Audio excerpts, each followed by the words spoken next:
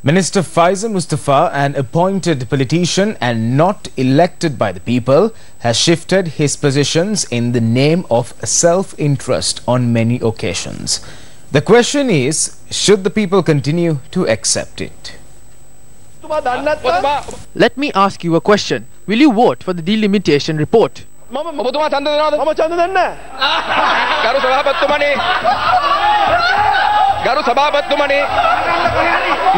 The subject minister itself says he will not vote for the delimitation report.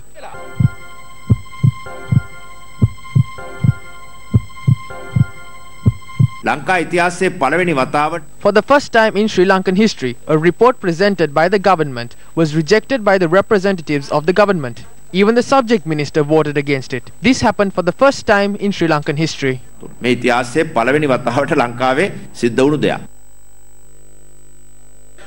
Last evening, the report of the Delimitation Committee for the delimitation of electorates in provincial councils was rejected in Parliament by an overwhelming majority. With it, years of debate and talk in Parliament was resoundingly defeated, as was hope for a change in the voting system. But what is perhaps most shocking is the fact that the minister largely responsible for drafting this report voted against the report himself.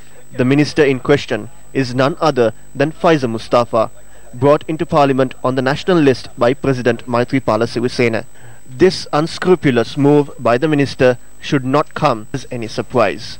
He acted in a similar manner during the passage of the 19th Amendment and the run-up to the local government elections. During the 19th Amendment, clauses targeting presidential powers, the media was surreptitiously included while he was a presidential legal advisor. The media clauses were removed when we, as a network, sought legal redress. In the midst of all this, Mr. Mustafa raided a container of sporting goods with the intention of exposing a former sports minister. Is Faisal Mustafa answerable to the people? No, he was never elected but appointed. The minister should remember that he sits in a chamber that represents the will of the people, and his actions will ultimately be judged by the people. The delimitation report was brought forward to delay the elections when everything was set for elections. That is why we voted against the delimitation report. It is okay if we vote against it, but Minister Faisal Mustafa, who presented it, also voted against it. Think about it. Does the government have a proper plan? The minister who presented a report representing the government rejects it. So can the minister hold his position anymore? If he is a disciplined minister, he should resign from his post for the shameless decision he made yesterday. That is how bad the government is carrying out their duties.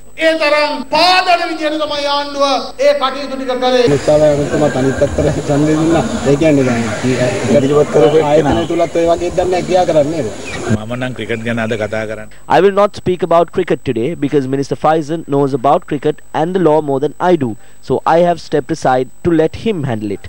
I don't want to create problems within the government, but I'm sure when a new government comes into power, I will fix all the problems about cricket. A group of MPs have destroyed cricket in the country and the sports ministers are supporting them.